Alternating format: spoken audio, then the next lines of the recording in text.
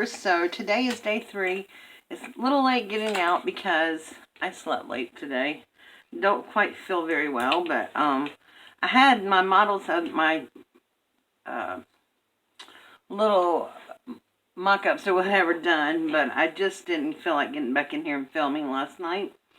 So this is a special request from one of our club members, Miss Nora Dunlap.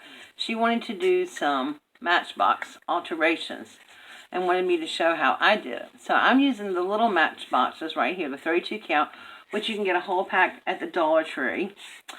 And then I also used one of these bigger ones. This came from Michael's. It was in their dollar bin or whatever. It's not a very sturdy box. I had to fortify mine before I used it. But let me show you what I did. Now we're going to spend most of our time on one particular one because it takes a little time. So here's the first one that I did. And basically all I did for this one is to take a deep blue Sharpie and color the edges of it. Then I used a piece of paper from, where's my paper pad? Anyway, from a paper pad. It was this right here. And I just cut it down to size. And basically, let's see, this is it right here. It is a 6x6 paper pad. And it's from Cartabella, and it's called Snow Fun. And I just measured the box and cut the paper down to size. So I wanted my picture to run this way from side to side. So I would cut the picture. I think my paper was cut.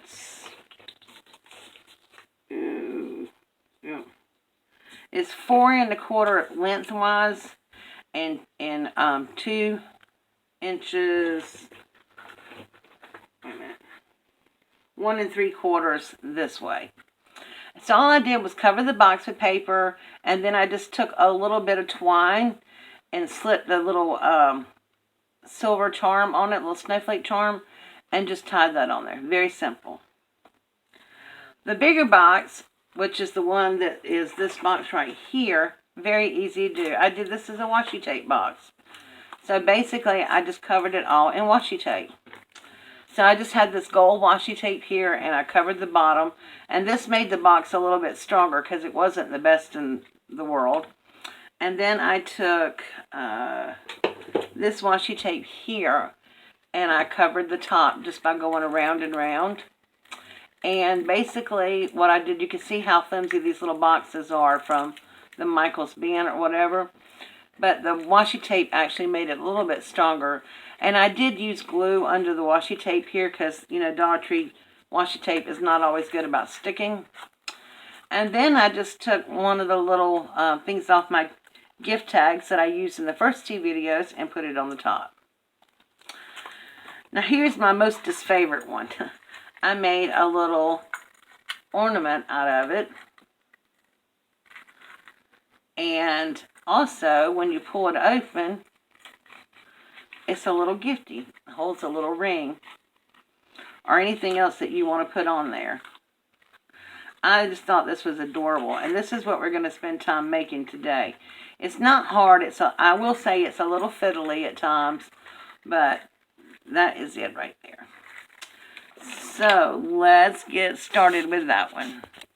Okay, so I have our paper we're going to use. You can use this side, which I did on this box, or this side. And I'm going to use this side because it doesn't really matter where your holes wind up.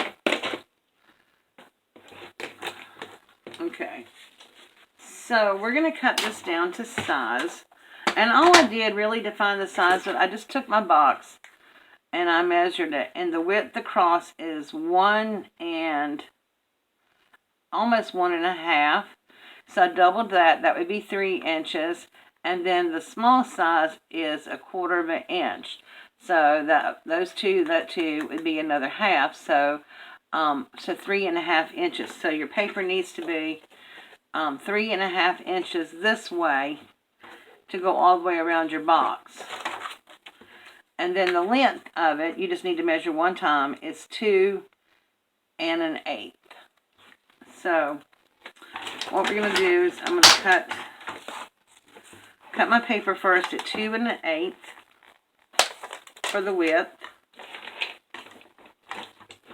And I don't even need that. 2 1/8 for the width.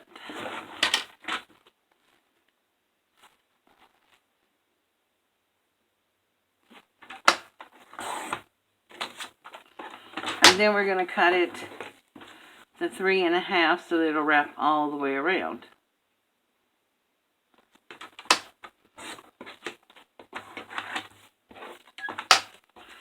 So here's our paper, and you see how nicely that fits.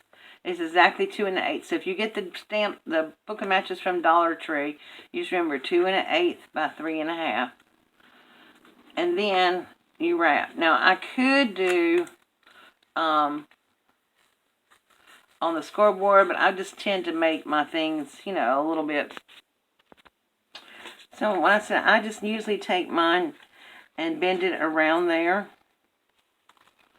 Just going to bend that like that and just get some creases in there. And you are just going to have just a little tiny lip to pull over, and that's kind of what you want. We're going to cover that up anyway. So I'm just working on getting the creases. And when you wrap your box, it's best to do it with the little box inside of the lid. So I have my box measured down where it's going to be. So I'm going to fold those edges over and give them a good crease. Just so they'll wrap nicely.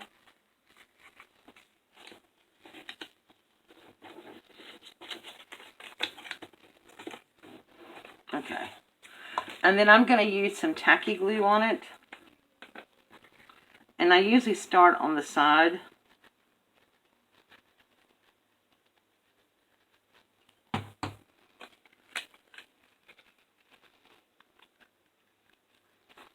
And just press that down good. Oops. And just hold that for a second. Tacky glue doesn't dry as quite as fast as regular glue does. And I'm going to go ahead and put some glue on the front of the cover.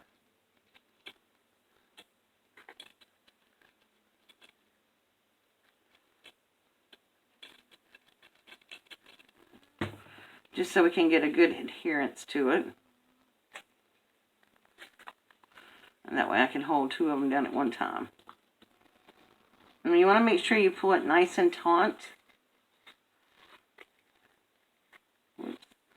Slide my paper around.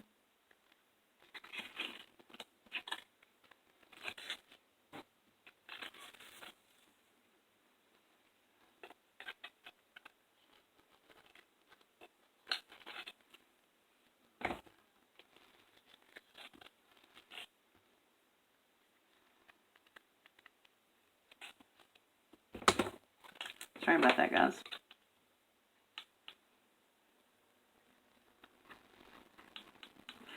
Now, I think most of you are new, but a while back, well, it's been over a year or so ago, I actually made an altered box shabby sheet with fabric and stuff, and I'll go ahead and link that video for you guys below. Okay, so we have our box covered. Now, all I'm going to do is slip it out. And I'm going to take this Sharpie, and this matches my paper really well when it goes on. And I can't remember what color it is, but you'll see. So all I'm going to do is take a Sharpie. Now you could use paint, but it wets the boxes up pretty good. And I don't want to get my boxes all wet and stuff. And so Sharpie works really well. Or any kind of permanent marker, but it does need to be a permanent marker.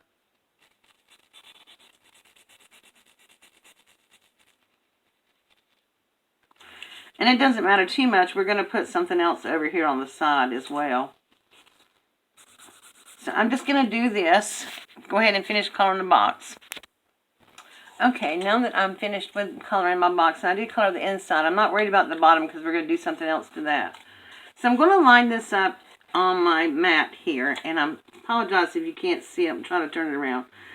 And I'm looking about where the middle of it is, and I'm just taking my pokey tool and putting it through the middle of that so I can see where to poke. And then I'm going through from the top side,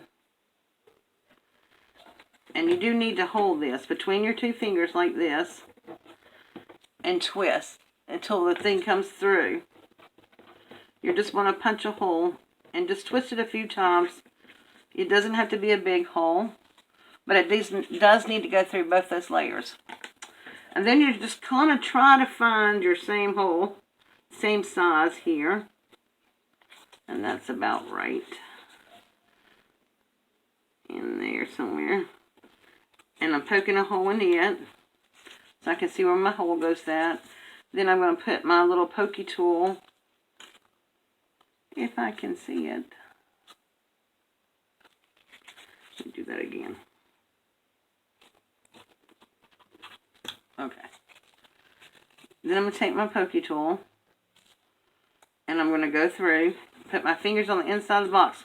Don't poke yourself. And then drill like another little hole there. Okay? So that's that.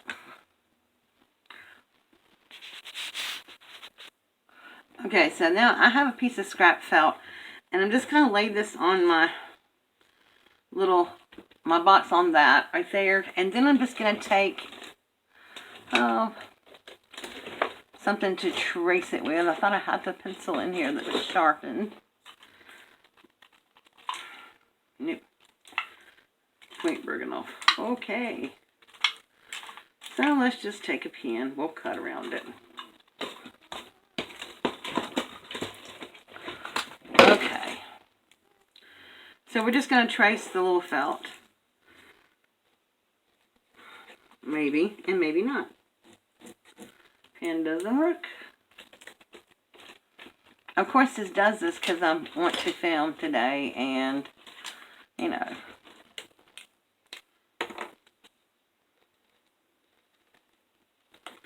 So we're just going to trace our box.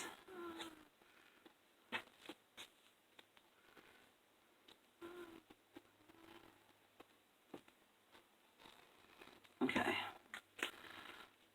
And I'm going to cut this out, turn it over and use the other side. So you don't need to see me cut this out. I'll be right back. Okay, so this is all cut out, and all I'm going to do is stick it in the bottom of the box. This gives it a little bit more finished look if you're going to put a jewelry piece in there or something. If you're not, you don't have to do it because nobody will see the inside. Now the next step to making our ornament is getting some eye pins. Now eye pins are the little pins right here that have the loop at the end of it. Those are important. Unless you want to make your own, and I don't particularly care about making my own.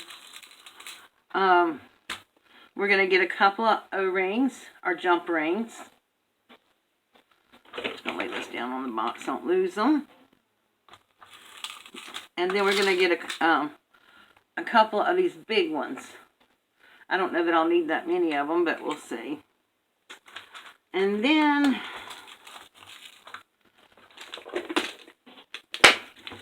we're going to get a charm. So I'm going to use a snowflake charm. I'm doing these for 2 little girls in my family, so you know you got to do everything the same, because if you don't, one will say, well, she got something different than I do. And I'm going to do a snowman.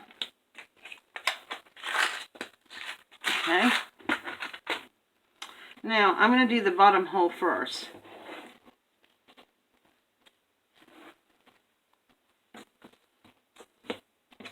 Actually, I'm not going to do the top hole first. So I'm going to take the pen and go from the inside of the box and bring it up like this. Okay. Now this is too long. We don't need it that long. But, so I'm going to just cut a little tiny bit of it off.